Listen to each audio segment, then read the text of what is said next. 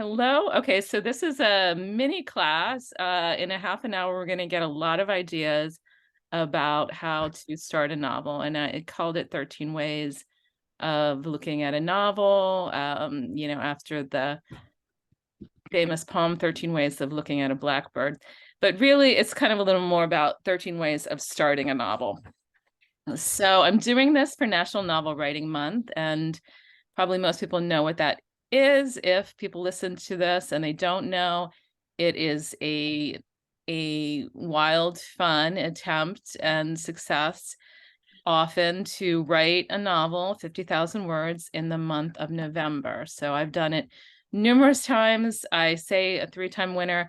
Frankly, I think there's more, and I've just forgotten because I started doing it very early on. In fact, the second year that they had it, I was doing some like freelancing for the San Francisco Bay Guardian that used to exist as a paper, alternative paper. And I found out about NaNoWriMo and I wrote an article about it. And so I did it like the second year they had it. And so I've done it on and off through the years. Decided to do it again this year. And I'm actually teaching a support class that starts tomorrow if anyone wants more support with it, which will be like 5 classes of beginning, coaching, writing a plot in an hour, and then getting through the messy middle. And I'll just put the link about that into the chat. That's also just like the NaNoWriMo link if anyone needs that. The NaNoWriMo itself is free, and so if anyone wants to do it, they also have a lot of resources there. This is just more like if people have tried it before, they don't get through it, or they just want extra support and coaching. So I tried to think of a fun idea that would help people who are starting their novels or just help anybody who's starting a novel. And so I thought of this idea of all the different ways that you could start a novel. So, we start novels with some kind of inspiration. So it is important that whatever we start with, we have a special feeling for, because we're not going to be able to get through a whole book if we don't have some kind of a connection with it. So, theoretically, you could think of anything. You could think of something that would be, highly marketable, or this is just great for the zeitgeist of the moment, and I'm going to cash in on this. And yeah, maybe you can pull off a novel like that, but probably you won't, and you probably won't care for it. So where is that special feeling that starts a novel? And it doesn't all, we'll talk about some of the normal things like character and plot, but I think that there are just so many ways that you can actually get that feeling and get started. And then once you get started, you will be adding character, you will be adding plots, you will be adding the elements of a novel. But where you start from does not have to be a traditional place. And just because you start in something that is kind of more untraditional doesn't mean that you can't get all of the satisfying aspects of a novel. So character is one. So this is obviously, a very common place for people to start from. So either you meet someone in the world and they strike you as a very fascinating person, or you have a relative, or just sort of like some aspect of character that you want to understand. Maybe you have a relative who is bipolar and you want to understand what that means. Or maybe you have someone who is an eccentric collector and you want to understand sort of that psychology of being a human. And so you start to write deeply about that character and you develop all aspects of the character. Everyone has failings. Nobody should be overly perfect or they'll be annoying. At the same time, no one should be completely evil within a well-developed novel because they simply aren't. That's not what it is to be human. So that's one. Two that I was thinking about is a relationship. And as I was thinking about my novel, Here's a Game We Could Play. Oh, you can't see it because it's blurry, but it's called Here's a Game We Could Play. And I was thinking that this novel is kind of set out as a relationship because there are these letters. It starts like, "Dear potential lover." And so the main character, Claudia, is having a relationship with a potential partner, with a fantasy of who she wants as her lover in her life. And then later, she has like a real partner, Rose. And so it's about a relationship there. So a relationship between a parent and a child, between two lovers, between siblings, between a person and authoritarian figure, a cult leader.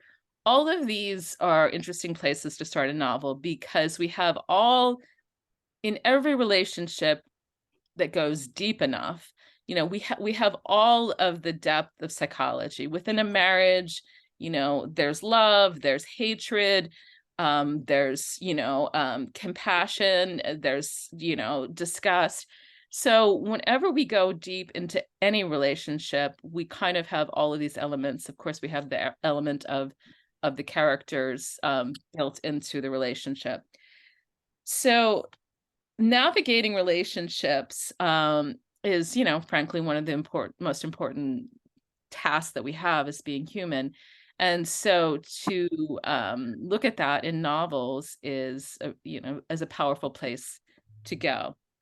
Friends also, a relationship between friends can be also and sometimes it can be like jealousy between friends, or just, friends going on different paths, the death of a friend.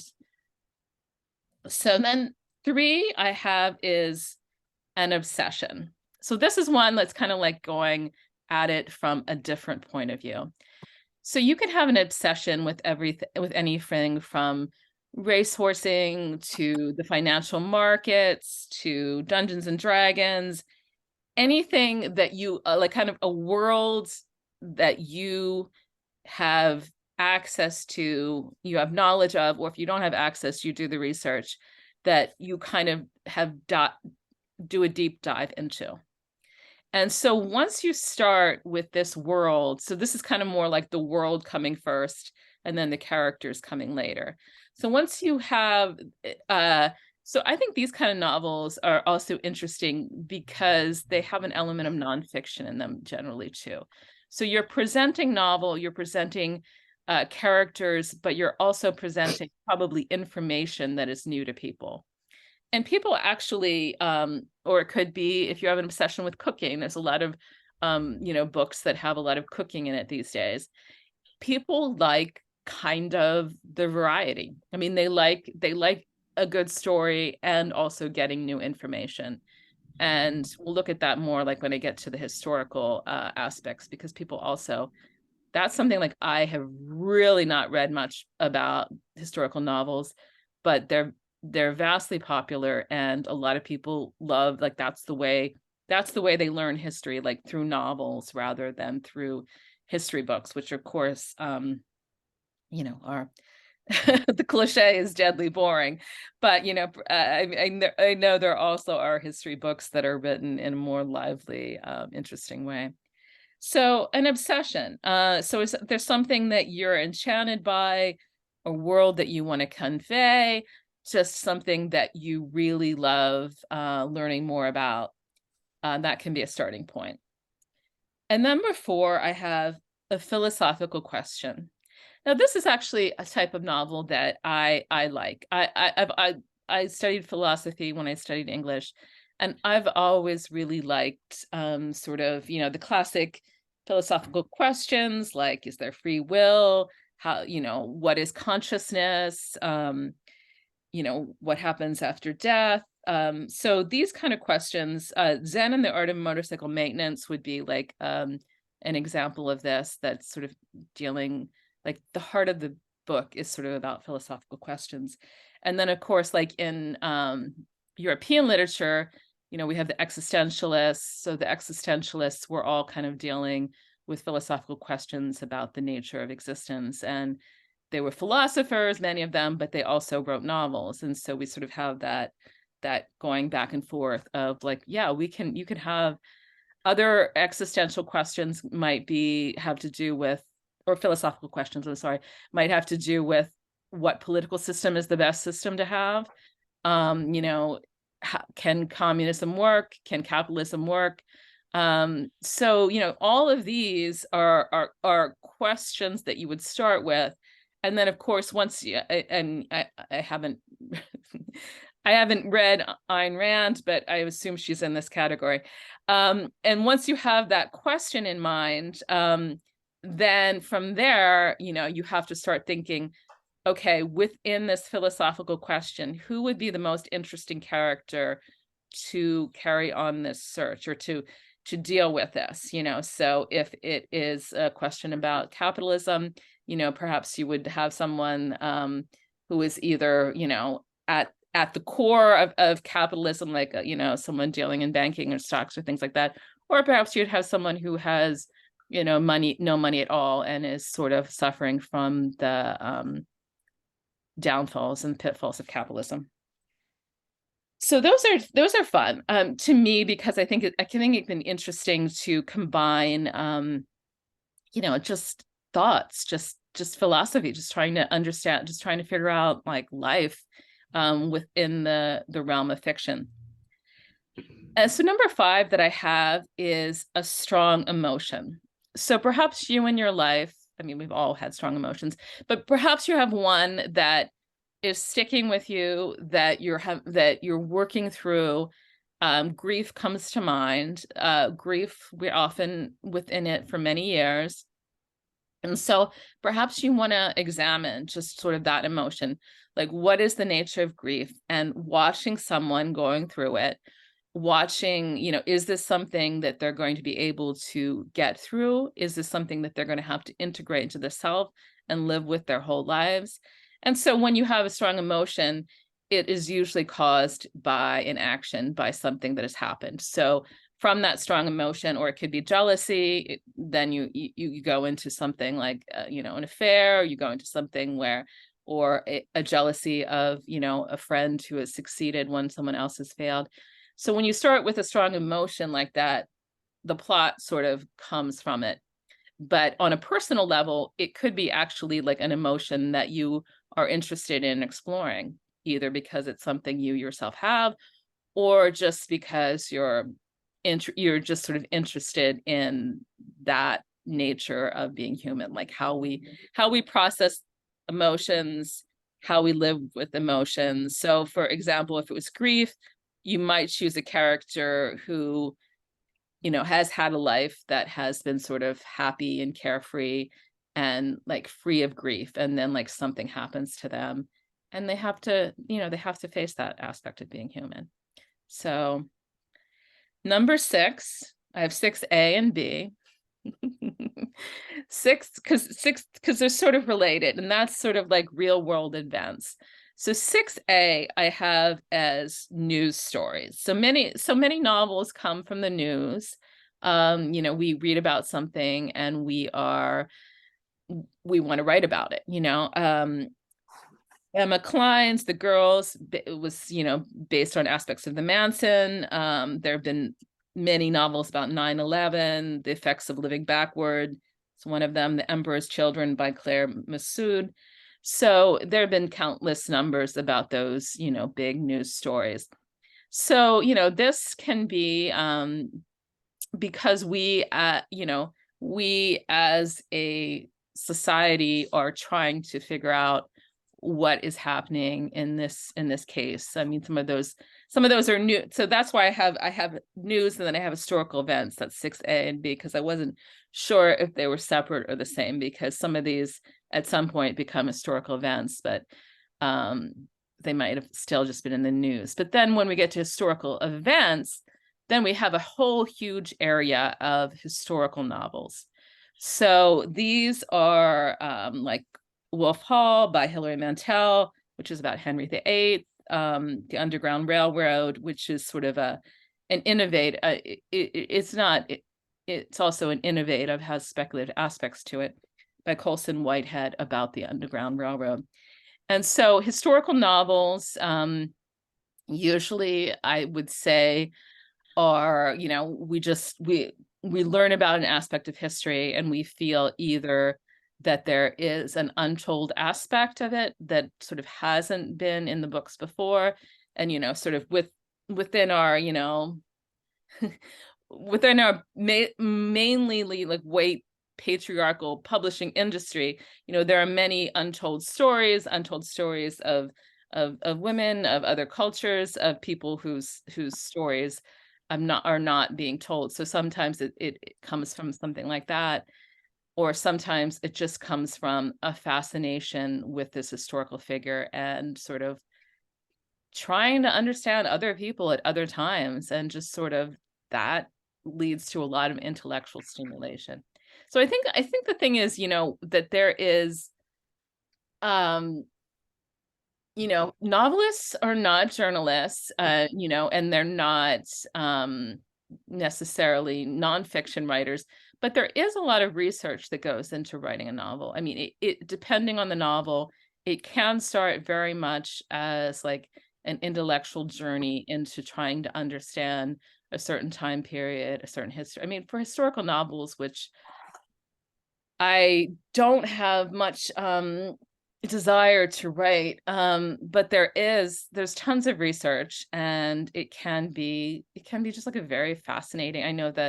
Um I know that Maggie, who is here, that she had historical aspects in the novel that she was working on, that was a lot of interesting research for her. So, number 7, a place. So this is if you become totally enchanted and fascinated by a place. So it might be a place that you grew up, or it might be a place that you just visit or you read about, and you start, some books, like, I would say, they have as a definite character in the story the place where they're set. So it could be a house, it could be a town, it could be a city, and that place and the history of the place like play a large role in the novel. And so your starting point is just sort of writing about that place, writing about perhaps historical things that happen there.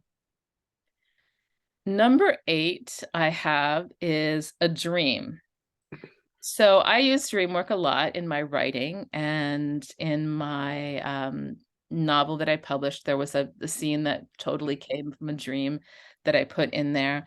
And this is not uncommon. Many writers dream things and then end up choosing to write about them. Sometimes it can be the starting point for their writing, or sometimes they can be in the middle of it and like just sort of like dream their way to the next step, or have a character from their novel show up in their dreams. Robert Louis Stevenson had a dream, and it was a sort of he was like in a troublesome dream and sort of moaning or talking or something like that, and his wife woke him up, and he was angry with her because he was like, oh, I was dreaming this wonderful story. And that story was Dr. Jekyll and Mr. Hyde. And so when he woke up from that dream, he had several of the scenes already for that book. So don't discount your dreams. So listen to your dreams, and they could be pointing you in a direction of something to write about. Number 9, a memory. So memories are common starting places for novels. So it could be a memory from something that happened in your childhood, or it could be a memory from a strong incident that happened later in your life. And generally, the nature of memory is that we remember and we forget. So we remember certain things and we forget others. And also, when we re-remember things, when we sort of remember them again, they can change with time, they can change with how we're feeling about the situation, they can change with setting. And so memory has that sort of interesting aspect of already having within it a bit of fiction. And so when we're writing fiction, we can lean into the memory, we can lean into the place where we're not sure if we're remembering totally. And sometimes people who want to write about things in their lives but don't want to go into memoir will just take that thing from their life and write about it and fictionalize it, and that will give them more space for conflict, more space for just creating their own memories, more space for the imaginative field of fiction. So that is number 10. This is a long list, isn't it? Number 10 is a family story. So this, sometimes you start researching things about your family and you find out that actually there's pretty amazing stories within our own families. It could be something that happened to your grandparents or something that happened, in if you're an immigrant, something that happened in the country that you're from or your relatives are from. And so all of these can be fruitful places to start writing. You might want to recreate the history of your culture, your family, or even make up stories like 100 Years of Solitude, which is a classic intergenerational tale of a number of families and members and how they're related. So number 11, I have a myth. So this is these are also pretty popular at the moment. I know that book Circe by Madeline Miller was a well-received book, and a lot of people really loved that. For me, I've always liked Angela Carter and her retellings of Little Red Riding Hood and other stories in the Bloody Chamber. The Song of Achilles is another recent book, and also uh I don't know how to say it exactly. Kai, a novel which is about a character from the Ramayana. And so we can sort of take anything from myth, and sometimes this again is a mythical element that was perhaps we feel like they didn't get the best telling, that they were perhaps their story wasn't really told because someone else was the hero in the story. Or for Angela Carter, there were very feminist retellings of these fairy tales that had sexual elements in them, and that was sort of like, well, this is kind of more like the dark side of what it's about. So starting with a myth, it can be fun, and frankly, like if you have problems with plot, the plot is kind of there for you. You can kind of like go with the plot, and then you don't have to worry about that aspect as much, because you can take some of the elements of the story which are already there and just totally recreate whatever you want for whatever time period, and with whatever the novel idea there would be, not so much the plot, but the novelness of the ideas around it, or who you're paying attention to in the story. Number 12, and this is plot. So felt like I needed to have this on the list. So sometimes we do start with like an idea. We can be like, oh God, I wonder if anybody's ever written about this situation. That would be really cool. And we have like sort of an idea for a turn. We have an idea for what we want to happen in the story that we feel would be original or interesting. Um, and then 13 I have is other books, TV or movies. So, yes, we live in a culture where we are getting stories all the time from everywhere. We're listening to podcasts, we're listening to YouTube, we're watching Netflix, we reading other books, so there's all of this music. So there's all of this other culture, and culture builds on culture, and often books, novels can be started from something like that. It can be written directly in response to another book. Of course, there's many retellings of Shakespeare. There's books that are about Wuthering Heights, the one from the perspective of the mad woman in the attic, Take Off on Jane Austen, or books that are sort of about authors. Lee Kravitz at the Grotto wrote a book recently, The Last Confessions of Sylvia P., which is about Sylvia Plath. Um, I heard about a book just yesterday that sounded interesting to me, which is by I haven't read this author yet, but her name is Tawada Yoko, so she's Japanese, and it is structured around the movies of Catherine Deneuve. And so I thought that that sounded interesting and also just very international and yeah. So that those kind of ideas of writing about, or sometimes we write about, a famous author or literary figure that we are interested in exploring more. So those are the 13 that I came up with. And I mean, basically, I think that that's a lot to think about and to take in. And also, it's not the only 13. Basically, there are really infinite ways that we can get inspired to write a story. And so I would say, if you're working on a novel, some people are starting ones for National Novel Writing Month. Um, just lean into what is most interesting to you. Just you can come up with a plot, you can come up with characters, but if you don't feel a magical kind of, and I'm gonna just say magical because I think it is magical, an intimate, passionate connection with whatever the subject is, then you just simply will abandon it. You will not be, you can't force yourself to write a novel that you don't sort of have that strong feeling for. So wherever that strong feeling starts for you, I would just start writing there and then write into it. And then, if you have that strong feeling and you know what you're connected to, if it's a place, then start thinking like, okay, what is the character that would be in this place? Or if it's a subject that you're interested in, what kind of a person would work in this field, what kind of a person would be in there, and from there ease into character and plot.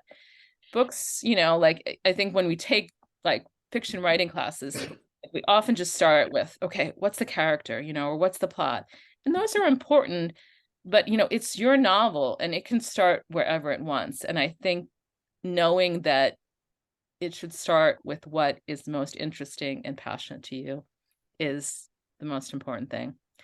So, I hope that this has been helpful. And yeah, it was great seeing you guys. And if you're doing NaNoWriMo, good luck with that. Or if you're just going to maybe write a novel in the future, let me know how it goes.